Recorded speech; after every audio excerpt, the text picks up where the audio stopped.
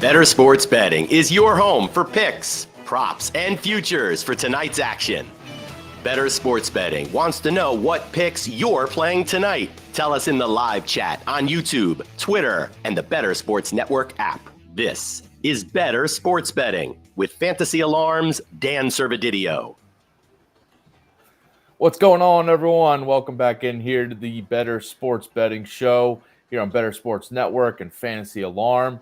I'm with John Impemba today, filling in for, I guess Fancy was filling in for Howard yesterday, but John's always here on Tuesdays. I'm here on Tuesdays, man. I'm rocking with you, at least for this week and then next week, and then I'm on my honeymoon. I'm gone for 2 weeks, so you're gonna have a new co-host on Tuesdays. We'll let you go on your honeymoon. We'll let you do that. Thanks. What's up, John?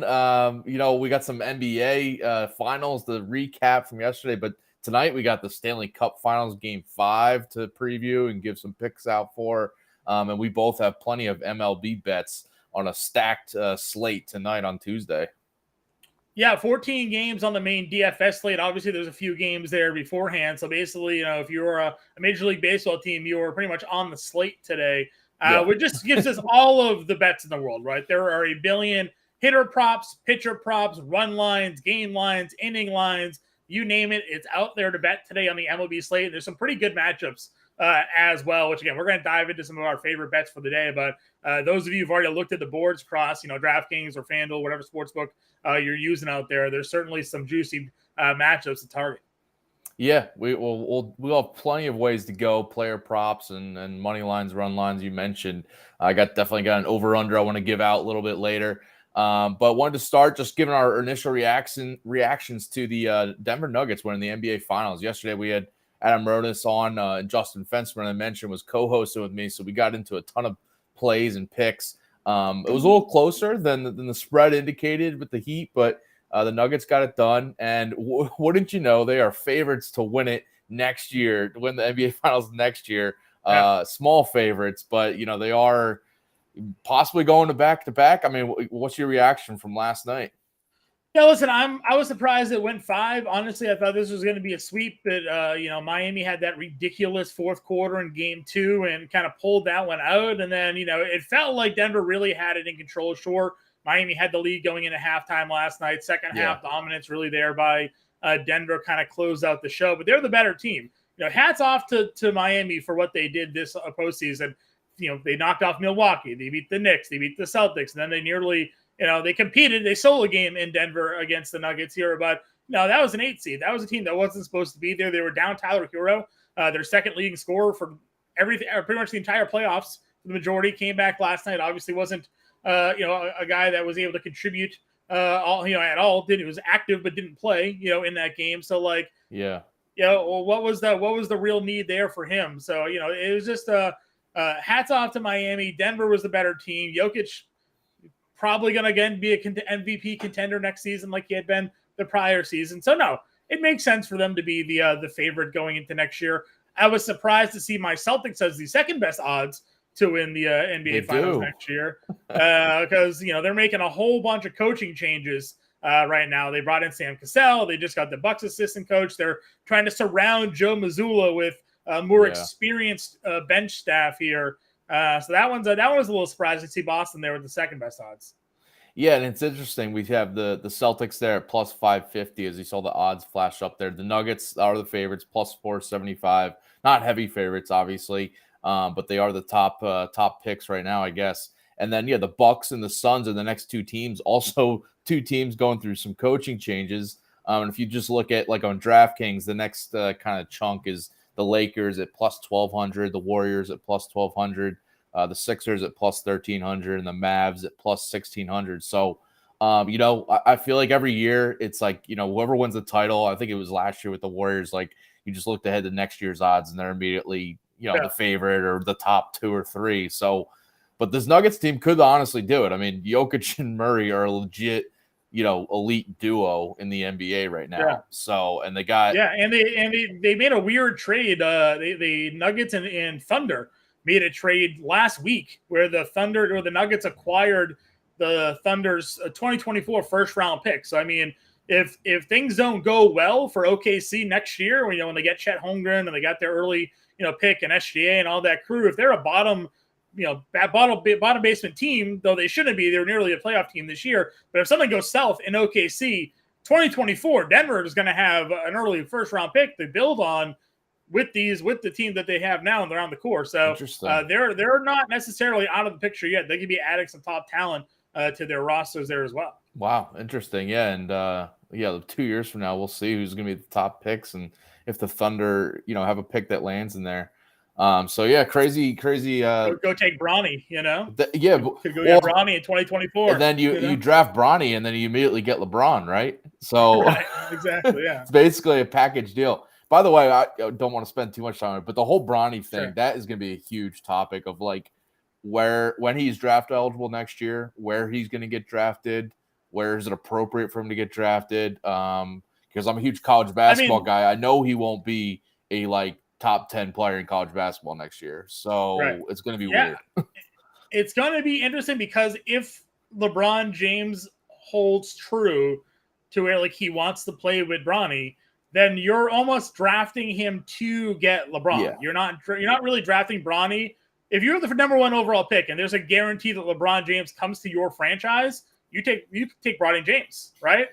You'll be a contender at least for a year, but all the money that LeBron James will now bring to your organization just by having him there, the primetime games, the media coverage, the sponsorships, that in itself is worth the number 1 overall pick. Yeah. So. Or if you have, a situation where it's like this year where it's all right, am I going to draft Bronny over Victor Wembanyama? No, I'm not. So, would I trade that pick for someone desperate enough to move up, or, what happens at 2, 3, 4, 5? So, a whole discussion for another time. And we'll definitely dive into it in a few minutes here. We will bring on Andrew Dewhirst to talk about tonight's Stanley Cup Finals Game 5 between the Golden Knights and the Panthers. Chance for the Golden Knights to join the Nuggets as a title team this year. So we'll get his picks and some plays for tonight's game. And then obviously, we'll have the NHL DFS playbook up on the website. If you've been playing some DFS lineups throughout the Stanley Cup playoffs, definitely get in on that. And if you haven't already, go get the award-winning DFS playbooks, DFS tools with the All-Pro package. Use promo code ALARM50 for 50% off the first 6 months. You can get that PGA DFS playbook this week for the U.S. Open, which will be huge, coming out from Drew Phelps tomorrow. Tonight you get the NHL DFS playbook, the MLB DFS for tonight's slate. The value plays, the playbook, as we do for every game, every slate. So definitely getting on that. And also on the site with the All-Pro package, you get the Best Bets article, which Howard Bender is killing every day. He's killing it even though he's a little bit off today, but he's still putting it in his articles. Even though he's at FSGA right now, but his Best Bets article for MLB is definitely up there, and you want to lock that in. Speaking of that, let's get to our MLB Best Bets for tonight's slate. What do you got for your top pick tonight, John? Yeah, I'm going Corbin Burns over 7.5 strikeouts here. It's plus money over on DraftKings at plus 115. Burns has really started to turn the corner when it comes to his strikeout potential over the last handful of games for him here. And then if you're looking at his opponent here tonight, they have one of the highest strikeout rates. And when I say one of the highest, they have the highest strikeout rate against right-handed pitching over the last 2 days. Is at 30.7%. And on the season, it's at a 27% strikeout rate in the Twins. Now, I know we just saw the Twins go up against Kevin Gausman, gave him some trouble. A lot of people kind of got burned on the Gausman strikeout total the other day going up against Minnesota here. But I'm willing to run it back on this one. It's just been too big of a sample size all season long. Minnesota swinging and missing against right-handed pitching. And the fact that Burns is really on a heater right now and you're getting plus odds, I'll give that one a shot tonight on an elite strikeout pitcher. Yeah, I looked at him as well. Yesterday I did Paxton over 7.5 strikeouts.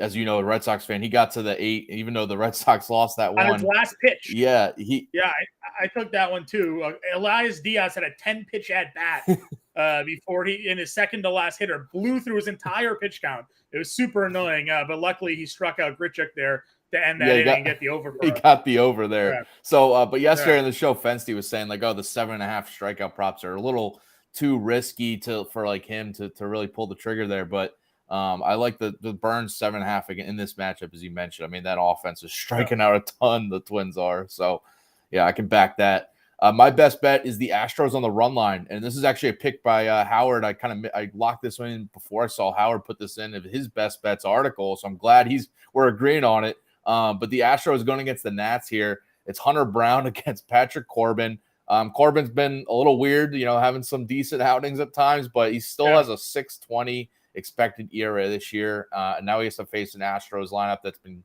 smashing left-handed pitching with a 4.01 WOBA over the past 2 weeks. Even though Alvarez is out for the Astros right now on the IL there, I still, this lineup is real dangerous against lefty pitching. So I'll back the Astros here and give Hunter Brown plenty of run support, because Brown, he's been really good. His FIP and expected ERA both lower than his ERA, which is at 3.69. Yeah. Some good numbers here, and he's had some of his metrics, a high BABIP and a lower left on base rate. I think he's gonna be having some better outings going forward. And he's facing a Nats team that's terrible against right-handed pitching all season, and especially over the past 2 weeks, the past week, just a bottom 5 offense against righties. Yeah. So I think Brown is going to do his thing and get plenty of run support from the Astros offense behind him. And the run line at home for a home team is a little risky, but I think it's still worth paying it and backing them to win, at least by 2 runs here.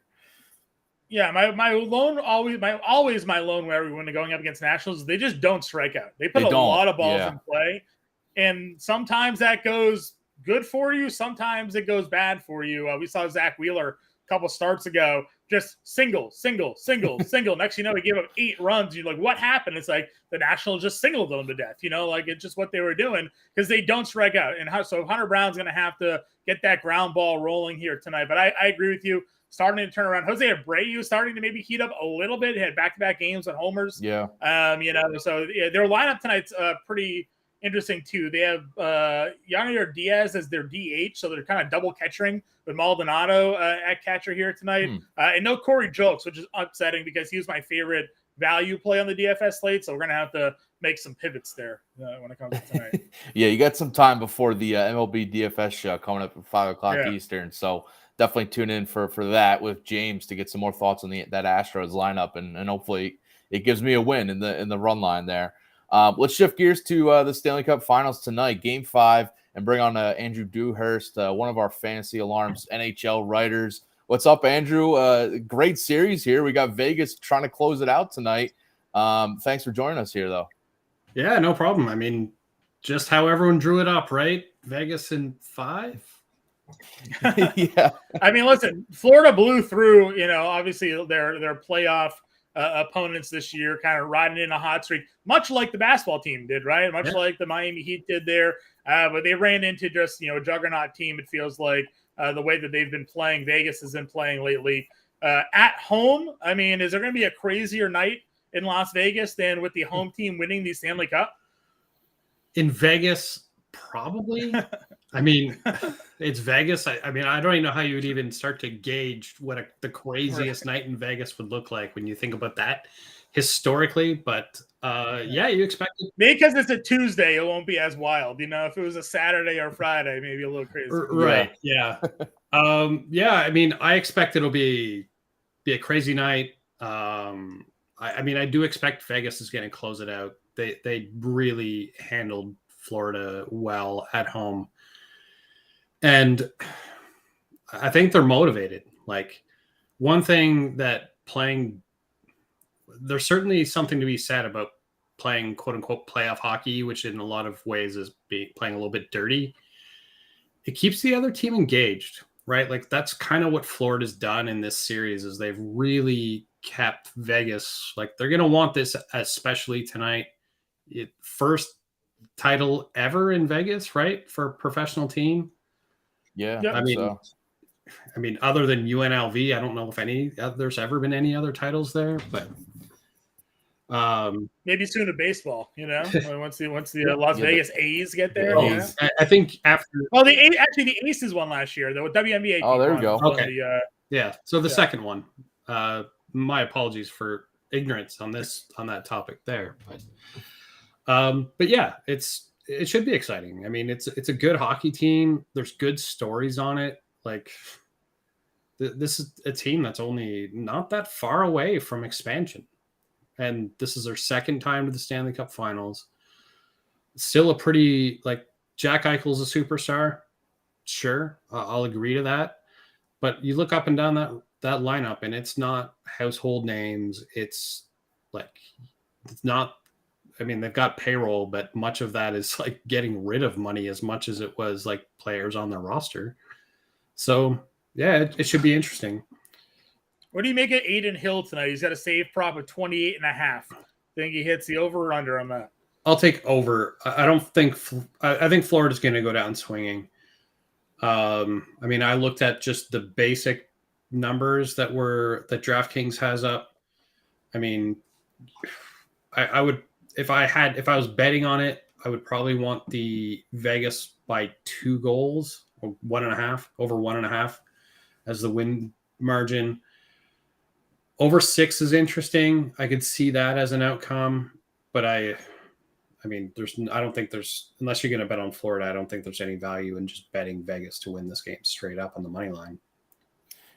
Yeah, the money line's a minus 190 for Vegas. That's a pretty penny you have to pay to even get just to count on them to win there. But the puck line minus 1.5 is a plus 145 on DraftKings. I mean, that's pretty tasty if you do think that Vegas closes it out and maybe they get an empty net goal if they're only up by 1 late. I mean, so would you rather back that at plus money than even laying anything on Vegas in the money line? Yeah, every day. I mean, the plus 1.5 is always very tempting because there are so many empty net goals. I mean, but that said, it'll break your heart as much as it'll make you happy. Sure will. Yep. So you'll sit there. I mean, there's nothing worse than betting on a game and being like, all right, that's empty. I just need that empty net goal. Oh, you just missed. So for Florida tonight, the main storyline is Matthew Tkachuk possibly being out, right? I mean, do you expect him to play? Because we don't know what this injury is. It's kind of an undisclosed injury, and he played minimally in the third period of the last game. Do you see him playing tonight? Do you think this is like a huge absence if he's limited at all? I can't see a world where he doesn't play. I mean, he's literally the heart and soul of this team. Yeah. I mean, yeah, if he doesn't play, I don't think this game is even close. Yeah, the line. I bet the line moves if he's officially ruled. Oh yeah, so, absolutely. Like, what's your thoughts on goal scoring here? If you had to pick a goal scorer for Las Vegas, we think Eichel, and that's one plus 125 is at any time, plus 950 for the first goal. I don't know if I'd put it on Eichel. I feel like Marchessault continues to be the safest bet for a goal scorer. I think Chandler Stevenson has been consistent. And I would wonder if they were going to get that empty net goal at the end, I would be betting on it being Mark Stone. Yeah. Give it to the captain, let him have it. Like, this is a guy that's been through literally if you just looked at the surgeries this team has had, Eichel with the broken neck, Mark Stone had a broken back, and these guys are going to win the Stanley Cup. Hopefully, they might have to bring wheelchairs out just to hoist the cup around the ice. Plus 1,300 for Mark Stone to be the last goal scorer of the game. That's interesting if you think he might get that empty netter. Yeah, he's definitely a guy they're going to have on the ice at the end of the game. I have no doubt in that. So, especially if it's one goal. Right. Yeah, if that's how I could definitely see that being part of this. If you were to write a theoretical script, that would be like, they will try to get him that goal. Who do you think $5 on that? Who do you think wins the opening face-off tonight? We got a minus 110 on Vegas and Florida. It's like the coin flip. What do we think? Who's winning the opening face-off? I think Vegas wins the opening. Well, no, I think Florida wins the opening face-off. Florida will win the. All right, good. It's good. We're just trying to rattle off some player props here for the folks tuning in. No better way than cashing one right away. Who wins the opening face-off? Yeah, it is like the coin flip in the Super Bowl, exactly. right? You win right away, you reinvest, or you reload. It's one of the two. On the other side, John was asking about Aiden Hill's saves props. What about Bobrovsky's saves props? That's at 28.5. Do you see Vegas not, like, especially if it's the third period and they're up maybe a goal or two, not shooting a ton, and maybe that saves props a little lower? Yeah, I think so. I would probably be more willing to take the under 28.5 because I think they're going to want to control the puck more, especially if you're winning. There's no need to just put the puck on net. So yeah, I think they're going to hold. Like, if there was a puck possession number we could bet on, that's the one I'd be looking for Vegas in this. I don't think that's a prop we can bet on, though. I was going to say, is there a time of possession prop? That's a good question. We can try to see what we got. We got a race to goal. If not, I mean, I'll race to get the trademark on it. Yeah, I don't see a time of possession. That's unfortunate because I would have gone ahead and see what we could have gone there. Yeah. The total at 6. I forget what you said. You mentioned whether you're leaning over or under on that. I would lean the over on it. 6 isn't all that high. And we saw Vegas blow by that in the 2 games at home. This should be a close game. Like, I don't see this being a 7-2 debacle.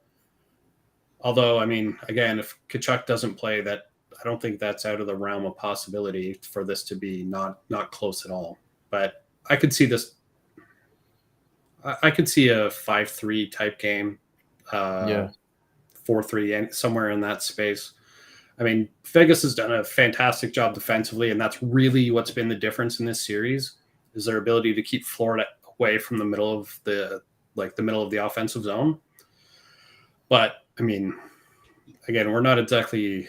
I mean, while Bobrovsky, all the credit to him for how he's played in this playoffs up to the finals and in his career, but at this point, it's not like we've got 2 thoroughbreds in goal at this point. Right. Yeah. Last one, and before we let you go, you mentioned Tkachuk. He's going to try to play. He's going to try to get out there.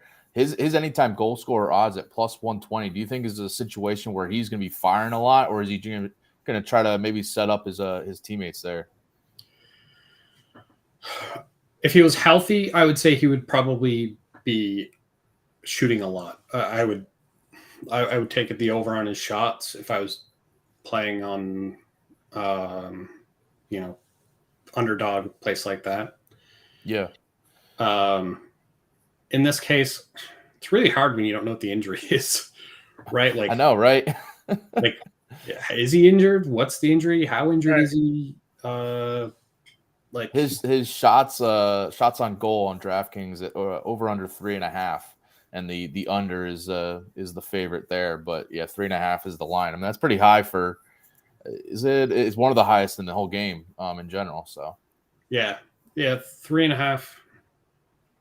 I mean, I'd be tempted to take the under on that, knowing that there's an injury. Yeah, if it's a wrist injury, if it's an upper body injury, even if it's lower body, like, you can't really shoot the puck very well without your legs, and you can't skate really well. Like, yeah, I would definitely want the under on that right now. Gotcha. Might be a nice pairing with the goalie props on saves. Yeah, a little same game parlay there. You could get the unders on both, and you just take the under 6, like you were saying, like, just root for an overall lower scoring battle. I mean, yeah, it was 3-2 last game. I mean, we could easily see another 3-2 battle here. So yeah.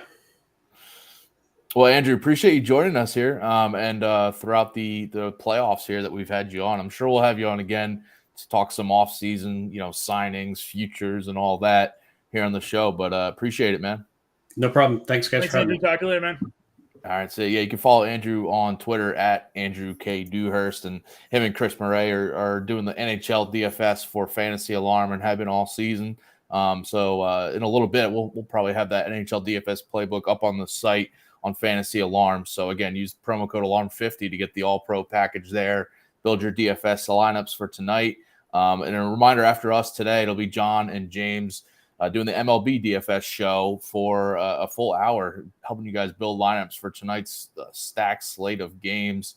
So definitely tune into that here on Bettor Sports Network. Let's get to some more of our MLB best bets. We gave out our top 2 picks, but we both got some player props that we like, and I know I got a couple games that I'm targeting. So what you got next for us?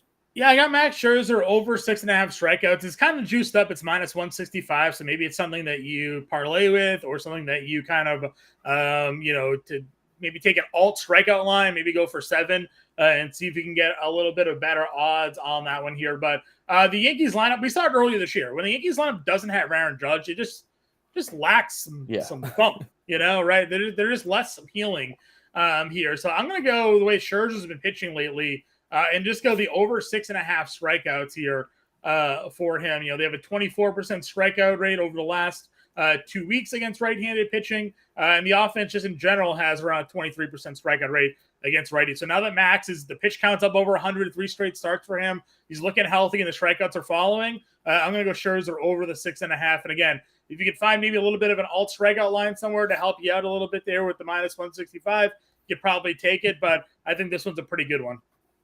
Yeah, that game in general, you get Severino over against Scherzer. The total is 7.5. I'm seeing, and it's really tempted to take the under, but it's also just two pitchers that just haven't been the studs that they've been. But I think if I'm more confident on any side, it's Scherzer against that Yankees offense without Judge. So yeah, I like that one. I'm going to go with the Reds team total over 4.5. I got it -130 on DraftKings. This is a play kind of lockstep with a pick I gave out on the underdog plays up on Fantasy Alarm of focus on Jordan Lyles prop there. So go check that out. But this was a team total. I'm just rooting on the Reds here. The Reds, since Ellie De La Cruz has been in the lineup, but people might have been overlooking them, but they've been averaging 5.4 runs per game with De La Cruz there, hitting from the 4-hole. They're a top 5 offense over the past week with him against right-handed pitching with a 369 WOBA. They're not striking out a lot, 17% K rate. So this is why I'm, kind of looking at Lyles, where he's not a high strikeout pitcher. I think he's going to run into trouble here. And he's allowed at least 5 runs on his own, taking out the bullpen in 6 of his last 8 starts. And the Royals bullpen is a bottom 5 unit over the past 2 weeks too. So I think Lyles with his 6.84 ERA this year is going to struggle against the Reds here with De La Cruz, just giving them a bit of a surge. I mean, he's stealing bases. I might have a play coming up in my home run calls from the Reds too, because I just think Lyles is going to have some issues here. Yeah, I said when they called up Ellie De La Cruz that maybe even to you, but definitely to Grande during the DFS show, sometimes you just bring that type of player into a locker room, into a lineup. It just changes the entire dynamic about how a team feels about themselves. They feel like now they actually have a chance, like he's an impact hitter.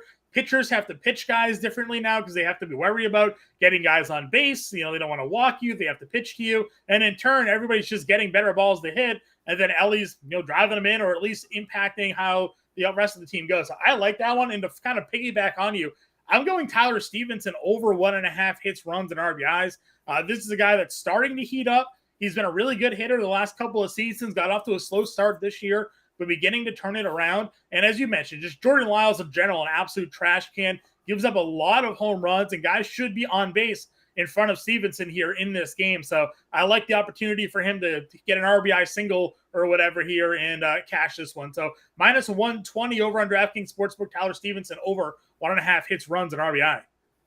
Yeah, I think it was you on the show, on this show, when De La Cruz got called up. You said exactly what you just said, is that he was going to make the whole Reds offense just a little bit better. Like, guys like Stevenson, guys like Steer, Friedel, like all these guys just having a little bit more confidence at the plate, especially knowing we got a guy like De La Cruz going to come in and take our jobs. I mean, well, take your jobs, but also if I get on base, this guy can literally knock me in one swing, right? They really didn't have that in that lineup, Joey Votto obviously hasn't been there this season. He was their big power hitter for a decade. This year you looked at that lineup, you're like, well, who's their home run hitter? Like Fraley, Friedel, Steer, where's the power coming from in this lineup? Wasn't really there. Now all of a sudden Ellie's there, and it just changes the dynamic of that offense. Yeah, and with Stevenson, I'm looking at the Reds lineup. He's hitting 6th, and De La Cruz is hitting 4th. So yeah, De La Cruz is getting on. He's stealing bags. He's going to get in scoring position right there for Stevenson to knock him in possibly. So you can get over that in one at bat if he gets an RBI single or something. That's what I'm looking for. Give me that second inning, first inning RBI knock. We'll be good to go. And I'll be good if they go over their team total. So yeah, we'll be good there. I'm going the over in the White Sox Dodgers game. Lance Lynn has been just terrible this year. I mean, I wonder how much longer he's going to be in this rotation for the Sox. I mean, maybe they just keep rolling him out there because they don't care, but he's been terrible. 6.72 ERA. Over his past 2 starts, he's allowed 13 total runs. And the Dodgers come in here at home, top 5 offense at home, but a top 5 offense this year against right-handed pitching. And the bullpen has struggled for White Sox in the past. Then they brought in Hendricks, and they kind of shored up a little bit. But Hendricks is back on the IL, so I think the Sox could have issues after Lynn exits, possibly early here. And then on the other side, it's Tony Gonsolin. He's a guy I've targeted a couple times, and it's paid off here and there. But I'd expect some bad outings coming. His BABIP and his left on base rates are really concerning and below his career averages. I think you nailed it against the Brewers a couple starts ago. Yeah, I think you had it on. I think it was on the same show with you, and I was like, "Well, he's got some really good numbers." Like, yeah, but look at his xFIP and FIP; they're terrible. It's like they are very bad. They are very bad. I think that night he ended up getting hammered. It might have been the Brewers there, but every time and the White Sox aren't a good offense. I admit that, but I'm just looking at the Gonsolin side of it, and you mentioned so his expected ERA is 4.57. His FIP is 4.47, and he's got a 2.21. He's at the lowest strikeout rate of his career. Lowest strikeout rate of his career right now. Low strikeout rate, and he's also got a concerning walk rate too. This is another thing. So you just kind of put it all together. The White Sox offense is the one thing that has me a little concerned, but I think they're going to add just enough runs here, and then I like the Dodgers side of it against Lynn here. So over 8.5 there, -120 on DraftKings.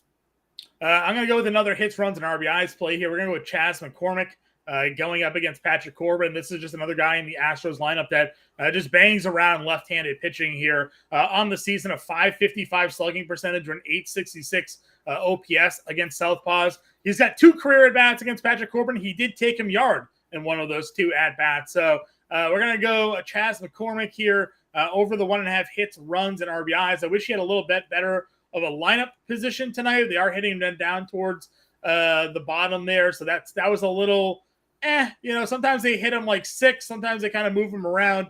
But I think I saw the lineup. Now I can't even find 7th. it. 7th. Yeah. Okay. So they moved him down a spot. I'm still okay with it. I think Houston puts guys on base frequently in this one. And he just has the power to knock one out. So give me Chas McCormick over the 1.5 hits, runs, and RBIs there. And it's only, -110, I think, -120 over on DraftKings Sportsbook, -115 over on DraftKings Sportsbook. So I like that one here today. Yeah, nice. And that'll be helping my run line for the Astros. So I'll take it too. I'm going with 2 Phillies props here.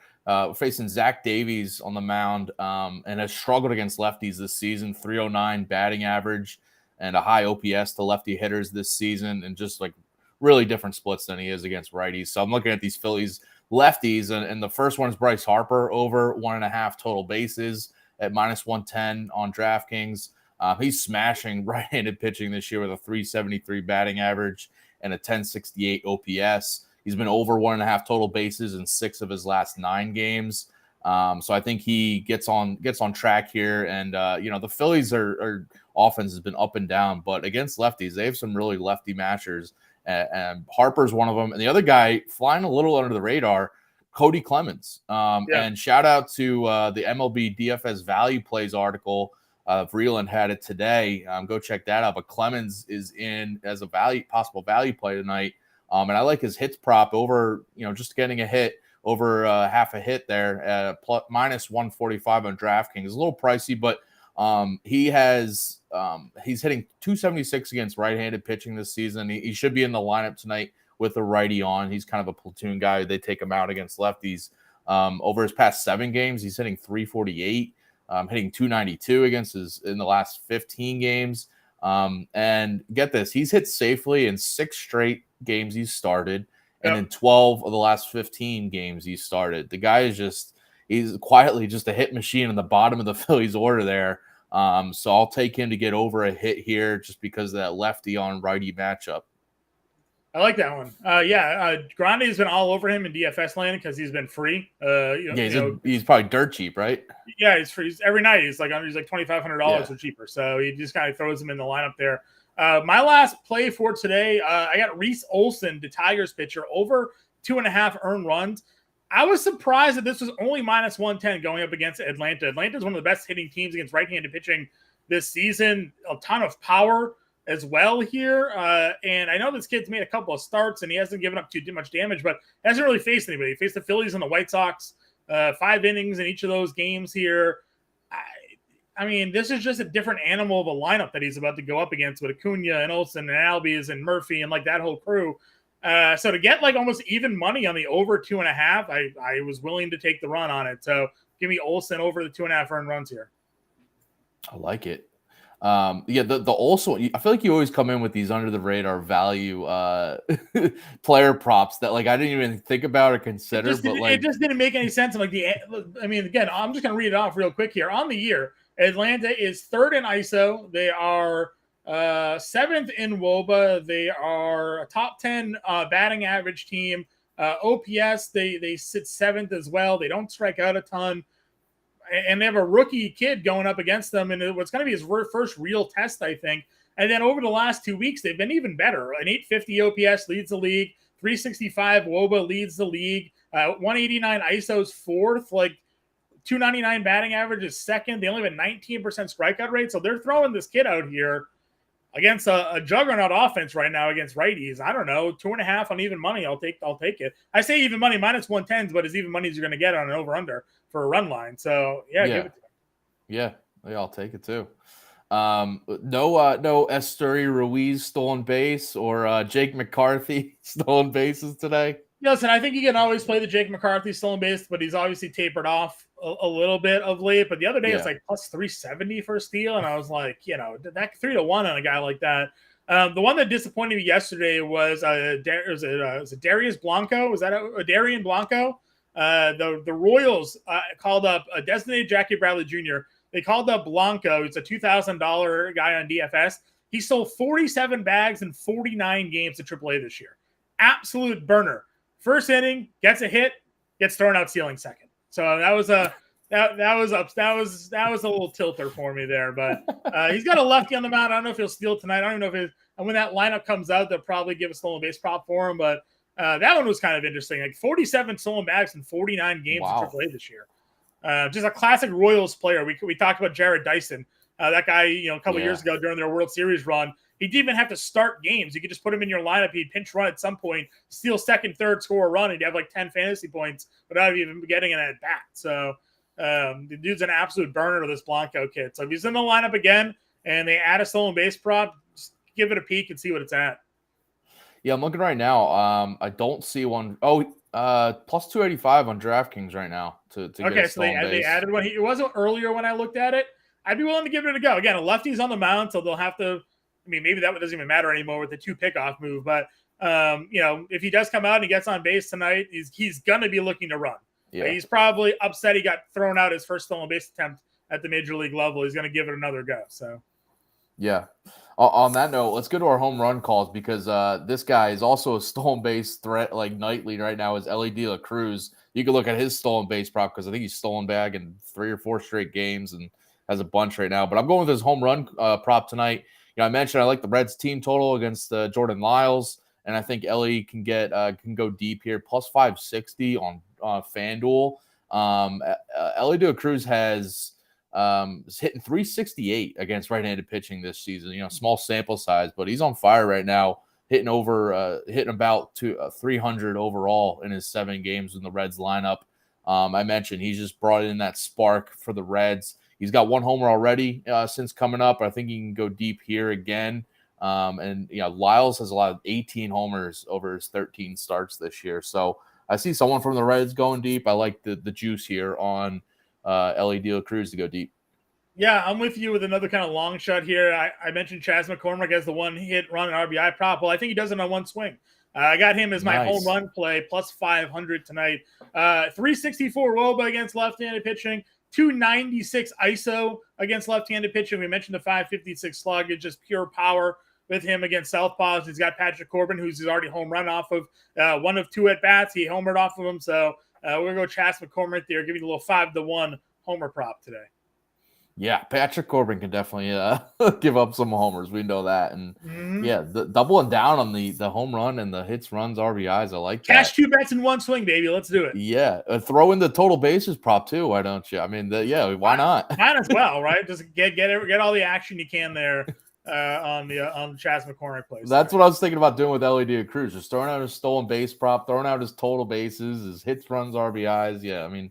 If you did it last night for JT Real Muto, you had a day. So yeah, he hit for the cycle last night. And De La Cruz, interesting. He went 0 for 5, I think, last night. So he's got a rebound tonight. I'm banking on that. 100%. Well, coming up in about 20 minutes here, catch John and James Grande on the MLB DFS live show here on Bettor Sports Network until 6 p.m. Eastern. You can build your DFS lineups. And if you haven't already, go check out the All-Pro package. Use promo code ALARM50 for 50% off your first 6 months over at fantasyalarm.com. You can get the DFS playbook for tonight, the PGA DFS playbook this week, NHL DFS playbook for tonight as well. So get all that in. John, awesome having you back here on the show, and good luck on your next show coming up. Thanks, man. Tune in. MLB DFS Playbook Pro coming up. See you guys.